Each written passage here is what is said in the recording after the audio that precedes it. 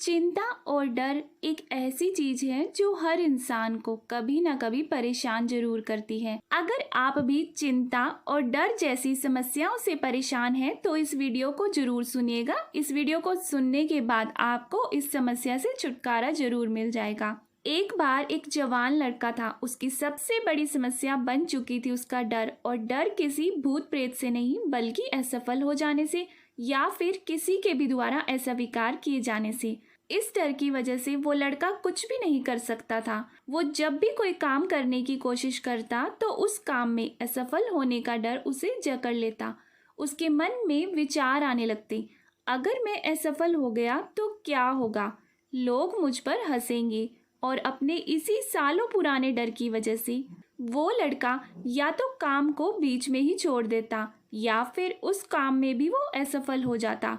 और बचपन की कुछ शुरुआती असफलता और फिर उनकी वजह से मिलने वाले तानों ने उसके मन के ऊपर बहुत गहरा असर डाल दिया था कि वो आज तक उनसे उबर ना सका।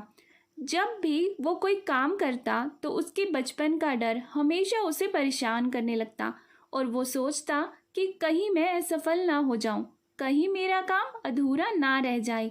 और फिर वो हर बार असफल हो जाता।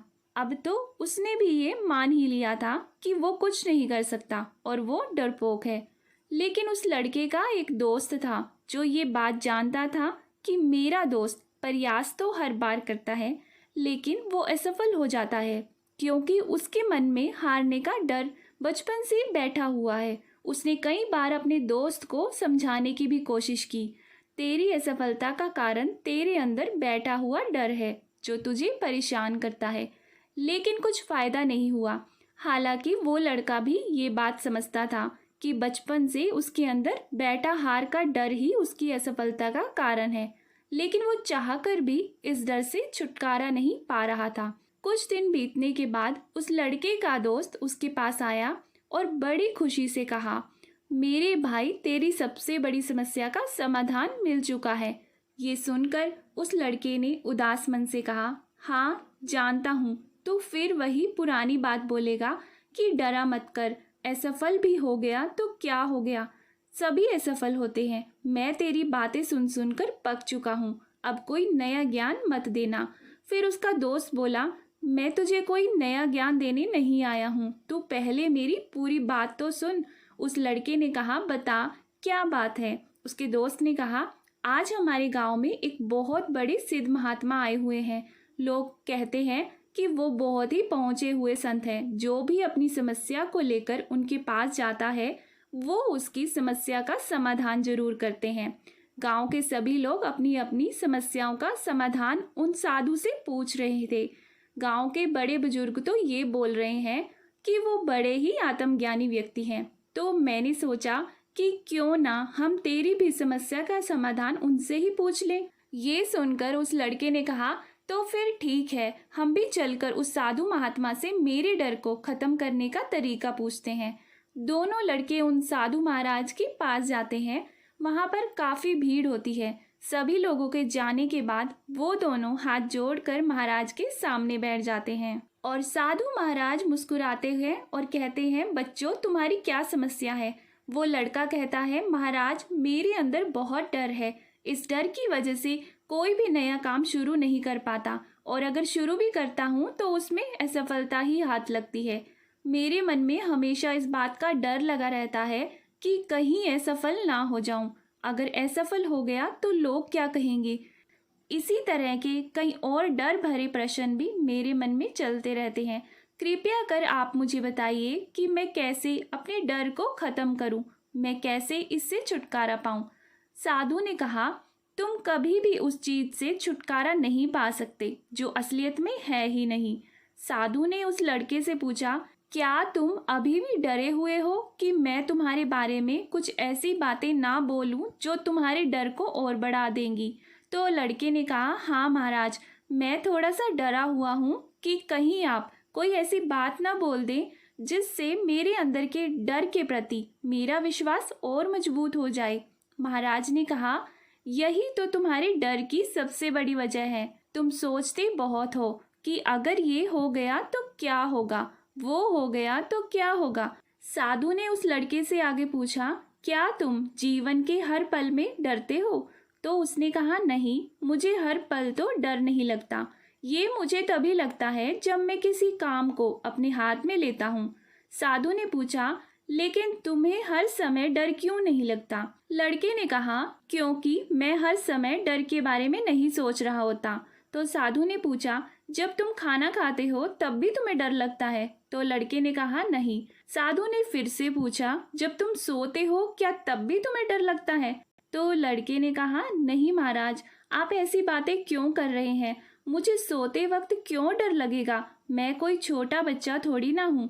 तो साधु ने कहा, फिर तुम किसी बड़े काम को करते वक्त ही क्यों डरते हो? तो लड़के ने कहा, क्योंकि जैसे ही मैं कोई नया काम करने का प्रयास करता हूँ तो मेरे सारे पुराने असफल कामों की तस्वीर मेरी आंखों के सामने आ जाती है। वो सारी बातें दिमाग में चलने लगती हैं जो लोग मेरे बारे में करते हैं। जब मैं असफल हो जाता हूँ और ये सब सोच सोच कर मुझे ऐसा महसूस होने लगता है कि मैं इस काम में भी असफल हो जाऊंगा।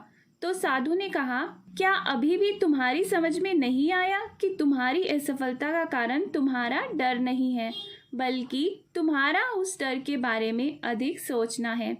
जब तुम डर के बारे में नहीं सोचते तो तुम्हें डर भी नहीं लगता, है ना? डरा हुआ ना होने के लिए हमें कुछ भी नहीं करना पड़ता, लेकिन डरा हुआ रहने के लिए तुम्हें बढ़ा चढ़ा के कल्पना करनी होगी। जरूरत से ज़्यादा कल्पना करने के कारण ही इंसान के अंदर डर पैदा होता है। जो अभी नहीं हुआ तुम उसे भी अपने मन में बना रहे हो, सोच सोच कर कि ऐसा भी हो सकता है, जबकि सभी चीज़ें 100 अलग अलग प्रकार से भी हो सकती हैं। जैसा तुमने अपने मन में सोच रखा है इसके विपरीत। फिर साधु उस लड़के से पूछते हैं, उन 10 चीज़ों के बारे में सोचो जिनके बारे में सोच सोच कर तुम डरे हुए थे, और मुझे बताओ कि उनमें से कितनी चीज़ें असलियत में तुम्हारे साथ घटित हुई। सोचने के बाद लड़के ने कहा, महाराज, मुझे लगता है अगर मैं 10 चीज़ों को लेकर परेशान रहता हूँ तो असलियत में उनमें से केवल एक चीज़ मेरे साथ घटित होती है। ये सुनकर साधु मुस्कुराए और बोले, तुम तो बहुत बड़े बेवकूफ़ हुए कि तुमने बाकी की 9 चीज़ों के बारे में सोच सोच कर खुद को परेशान किया। तो लड़के ने कहा, हाँ महाराज, ऐसा तो मैंने कभी सोचा ही नहीं था। साधु ने कहा, ये डर असलियत में है ही नहीं, ये केवल तुमने अपने मन में बनाया है। लड़के ने कहा, महाराज, अब मैं क्या करूं? साधु ने कहा, इस डर का मजा लो, आखिर तुमने ही तो इसे बनाया है। आगे से जब भी तुम्हें अगली बार डर लगे तो अपने मन के अंदर देखना कैसे कैसे विचार तुम्हारे मन में चल रहे हैं। तुम्हें उन विचारों को रोकने का प्रयास नहीं करना और ना ही उन विचारों में खोना है, बस उन्हें उठते और गायब होते देखना है, जैसे पानी में उठने वाली लहरों की तरह। और तुम्हें ये काम हर बार करना है जब भी तुम्हें डर लगे, और तुम देखोगे कि समय बीतने के साथ साथ डर के विचारों की तीव्रता कम होती चली जाएगी। साधु ने कहा, संक्षिप्त में कहूँ तो मनुष्य का डर उसके विचारों की वजह से है। अपने विचारों पर काबू पाकर इंसान किसी भी डर पर काबू पा सकता है। लड़के ने कहा, अब मैं समझ गया महाराज, मुझे अपने विचारों पर नियंत्रण करना है और मेरा डर अपने आप ही गायब हो जाएगा। साधु ने कहा, मेरी एक बात हमेशा याद रखना, इंसान जितना अपने विचारों में परेशान होता है उतना वो अपनी असल जिंदगी में कभी नहीं होता। उन दोनों ने साधु को प्रणाम किया और वहाँ से चले गए। बेवजह सोचते रहना हमारे अंदर डर पैदा करता है और फिर यही डर हमारी चिंता का कारण भी बनता है। हम में से बहुत सारे लोग ओवर थिंकिंग का शिकार हैं, बहुत ज़्यादा सोचते हैं। असल में हमारे दिमाग को हर किसी न किसी बात पर प्रतिक्रिया देने की आदत हो चुकी है। सोशल मीडिया की हर एक न्यूज़, हर एक पोस्ट पर हमारा माइंड प्रतिक्रिया करता है। हम चाहे उस प्रतिक्रिया को अपने मुंह से बोले या ना बोले, हमारा माइंड हमेशा ही ये निर्णय करता है कि क्या सही है क्या गलत है, ये होना चाहिए या वो होना चाहिए। इसी तरह की बहुत सी उलझनों में माइंड उलझा रहता है और इसी वजह से हमारे माइंड को कुछ ना कुछ करने की आदत पड़ चुकी है। इसलिए जब हम कुछ भी नहीं कर रहे होते तब भी ये पुरानी सूचनाओं और बीती बातों को याद कर अपनी प्रतिक्रिया देता रहता है। अगर हम इस चिंता करने और फिर उस चिंता से उत्पन्न होने वाले डर से बचना चाहते हैं, तो सबसे पहले हमें अपने माइंड तक पहुंचने वाली सूचनाओं में कमी लानी होगी। दूसरा, हमें अपने विचारों पर भी ध्यान देना होगा कि कैसे कैसे विचार हमारे माइंड में चलते रहते हैं। तभी हम इस समस्या से छुटकारा पा सकते हैं।